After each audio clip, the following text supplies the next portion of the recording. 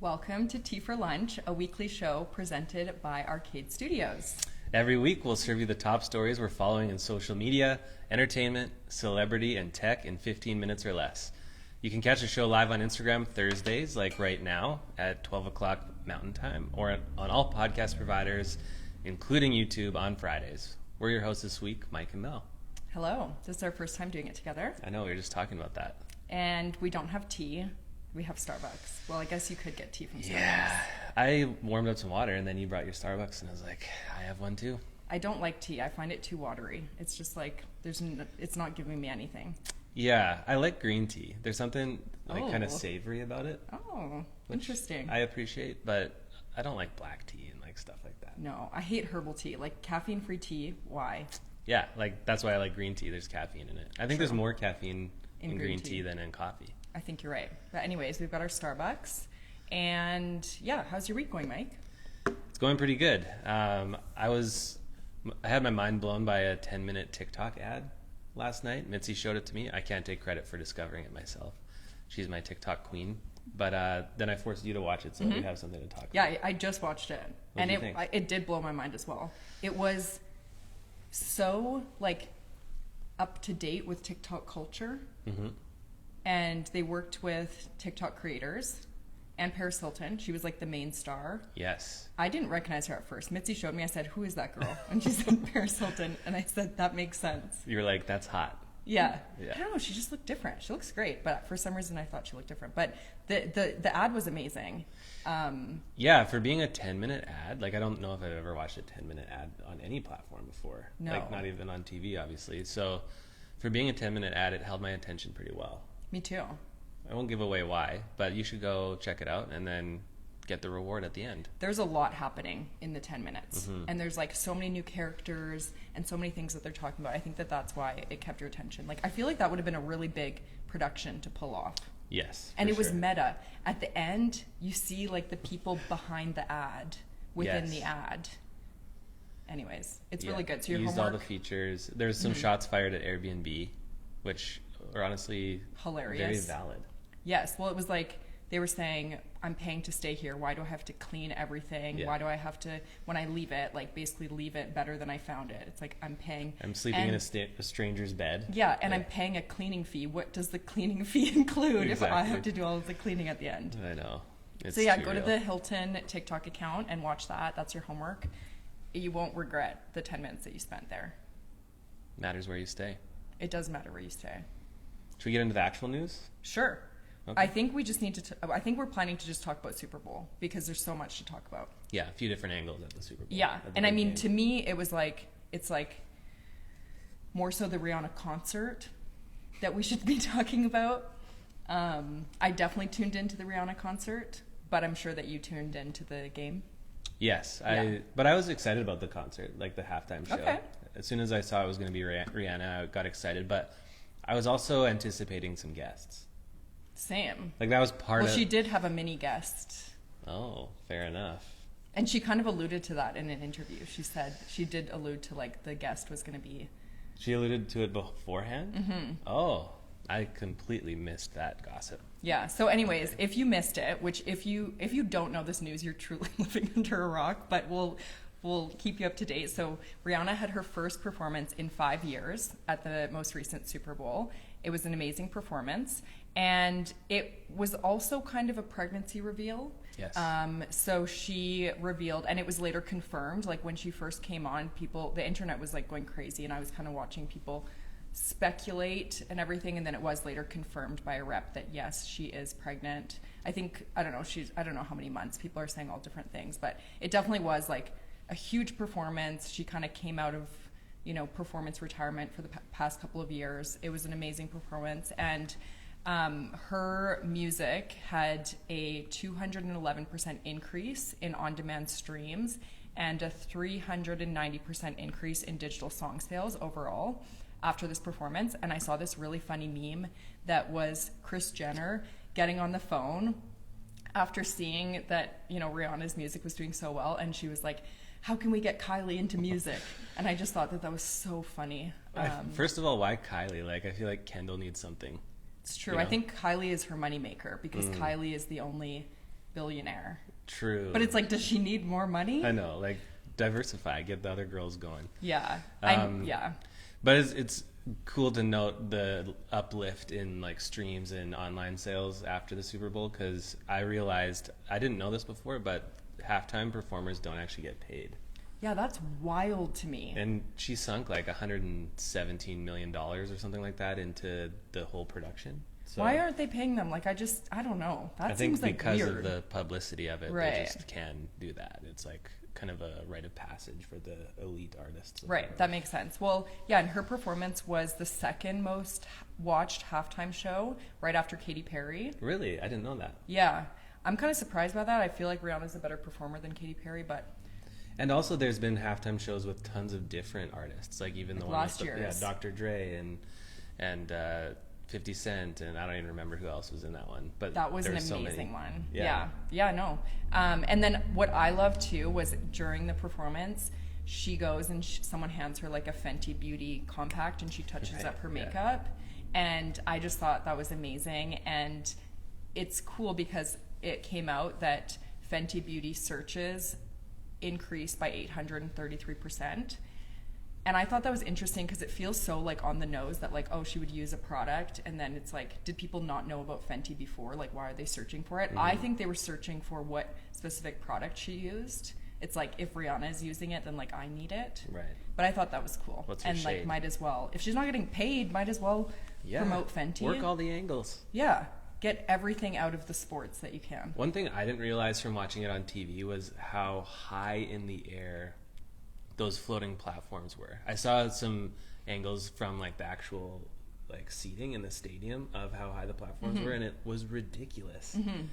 And I would just be terrified. Like, she was strapped in obviously like to the platform, but there wasn't anything from above holding her. There wasn't anything to hold on to. So she was just like freestanding on this platform, hundreds of feet in the air. Yeah, it was a really cool shot. Like when at the end when she sang Diamond, and then it was like the shot of everyone behind her and she was on the platform. And I saw some people saying that like they weren't super impressed by the performance and she could have done more. And it's like, she was suspended in the air, you know, like what more do you want? Yeah. But Did you anyways. catch the TV angle at the end where when it all finished and like the camera lifted Yes. up and it looked like her body left her outfit and she Yeah. was just like going to heaven or something Yeah. like that? That was Yeah, crazy. incredible. So yes, there was also a game during or book ending the Rihanna A concert. game did take place. Yeah, That's true. allegedly. The Kansas City Chiefs beat the Philadelphia Eagles, which from my perspective is unfortunate. And there's a lot of speculation these days that the NFL is scripted, which I choose not to subscribe to that belief. But when the Chiefs shouldn't have won and then they win, because the Philadelphia Eagles were just so good this year, and they put up a great performance in the Super Bowl, it kind of makes you wonder.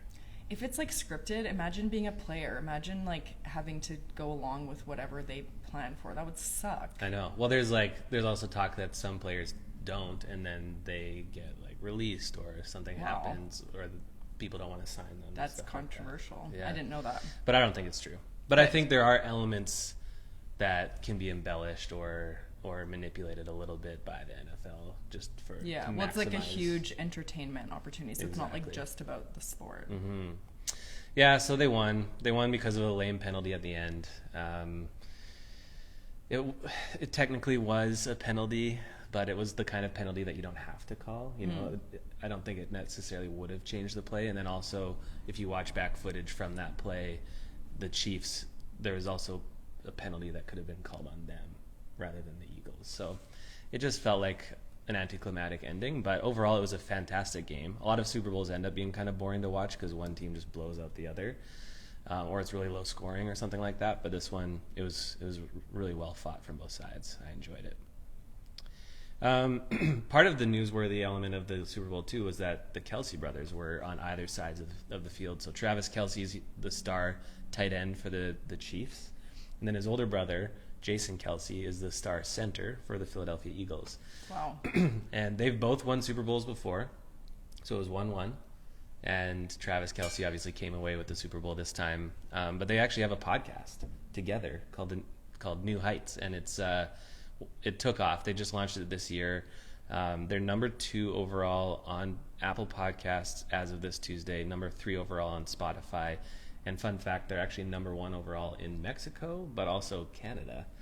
And then also on the show that they just dropped after the Super Bowl together, they shared how they're a finalist for a Digiday Award. Wow. So good for them. Yeah. But like, leave something for the rest of us. You know? I know. Like, do you really have to do it all and be amazing at it all? Yeah, it must be nice to launch a show when you're already famous. Yeah, it must be nice. Yeah. But anyways, good for them. Making lots they of money. deserve it. Yeah. Were Yeah. you cheering for anyone? in I particular? didn't even know who was playing. So, yeah, I'm going to be real with you. I only watched for the halftime show and the commercials. As did a lot of people. Yeah, and I'm not ashamed to admit that. It's my truth. So No shame. we're going to talk about some of the commercials. There were some really great ones, but we want to talk specifically about some of the commercials that kind of caught on online and that people were talking about, because that's, I feel like, what is really interesting to us. So, I mean, I feel like this is something that people know already, but a commercial, like a 15 to 30-second spot in the Super Bowl, is between $6 and $7 million. So the quality and like the caliber of commercials tend to be really high because they're spending so much money on it, which makes sense. I'd be curious to know if that's more or less than it used to be. Because obviously it's like a highly watched event, but TV advertising is less of a prominent advertising channel than it used to be.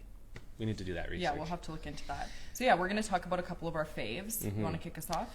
Yeah, and I just realized I don't actually know how to say this because we don't have it in Canada. I want to say Tubby, but I'm going to say Tubi because it's like more like YouTube or like watching the tube. So Tubi sparked a lot of reactions. It picked up a Super Clio, speaking of awards, for Best Ad. And the commercial made it appear that the Super Bowl broadcast returned from a commercial break with Fox Sports announcers. And then suddenly it seemed like someone had picked up the remote and switched it over to Tubi to watch the show. And I think the best part of this for me was more the social content after the fact of people sharing what their living room situation looked like when this happened, when this went down. And even people saying how like they need to repair relationships with their mother-in-law or their like sister or whoever. They were getting mad at them. Calling them names or exchanging curse words or things like that because they thought they sat on the remote. So, yeah, that stuff's funny. I think there's been some cool stunts like this in the past. Like I remember there was a Reddit stunt where it seemed like the broadcast had been hacked, but I felt like it was still original enough to be. Yeah, I thought it was really cool. It was like such a simple concept, but really like effective. So Yeah. I loved it. Absolutely. What did you like? Okay, so my favorite was the Elf Cosmetics commercial, and they tapped the internet's most favorite celebrity right now, Jennifer Coolidge. So everyone is obsessed with her, I think, following White Lotus. I mean, she's an icon, and she has been for a long time, but she's just really popular right now. And the commercial was amazing because in a recent red carpet interview, Jennifer Coolidge is asked, like, what part do you want to play? What's your, like, dream part? And she says that she'd like to play a dolphin, okay? So then for this commercial, they're promoting this primer, and it's, like, a sticky primer, and she puts it on, and she's like, I feel like a dolphin. And so it's just, like, incredible. And it was, to me, it was so amazing because if anyone knows, 20 years ago, actually, yeah, a little bit less than 20 years ago, in 2005, she was in A Cinderella Story, which is the movie with Hilary Duff. Iconic movie, and she plays like the stepmom. Is it iconic? Yes. Okay. Yes, it is. Okay, so she plays like the evil apologies. stepmom. Yeah, you should. And then she's like driving the car, and someone's like, "Oh, you don't look very upset." And she goes, "It's the Botox. I can't show emotion for another 24 hours." So I feel like she has like really funny like beauty moments, and like she just will forever be an icon. And so 20 years down the road, she's still just making waves. Yes. So she's beloved. It was just amazing. And I think Elf seeing like that red carpet moment and then being like, we need to get her in a commercial saying that she feels like a dolphin. Genius. They hit it. Yep. So that was my Fantastic. favorite. And she just has such a distinct voice. Yeah. It's so perfect. Yeah. Why doesn't she have a podcast? Kind of sounds like a dolphin. That's true. The NFL's ongoing brand evolution reached a new peak Sunday night with a commercial that I really liked. It was during the Super Bowl halftime spot, and its captivating star was a girl named Diana Flores, who's the quarterback of the Mexico women's national flag football team, whose sprint through 90 chaotic seconds of TV isn't just entertaining, but evidently embodies the NFL's growth strategy for the years ahead. What does that mean? Well, in focusing on a Hispanic woman who plays flag football, the league advances several core strategies simultaneously, which the first is obviously flag football. particularly in high schools where safety concerns continue to rise around tackle football and the injury risk, and participation is actually continuing to drop. Secondly, though, it's also encouraging fandom among women and people of color. And finally, they use cameos, people like Mr. Beast from YouTube, in an attempt at drawing the youth market that is, of course, also critical to the game. So the best part for me, again, kind of like the Tubi ad, was the stuff that happened afterwards. I was just showing Mitzi a post on Instagram where the star Diana took her parents to a screening of the commercial. They didn't know that she was the star of it. They just knew that she was part of it. And they saw it for the first time, and it was just an emotional exchange where they realized that their daughter was the star of this NFL commercial. And that's just the stuff that gets you where it counts, you know? Oh yeah, they're like crying and laughing. And again, that's another homework piece, is to go and watch that. It's like a collab post between her and the NFL, so you should be able to find it pretty easily. But yeah, I think one of the reasons why we love watching Super Bowl commercials is because we love to see people's reactions on social to the commercials and the content online after, and it's just a fun time overall. There's more that we could have talked about, but we only have a certain amount of time on Tea for Lunch. True.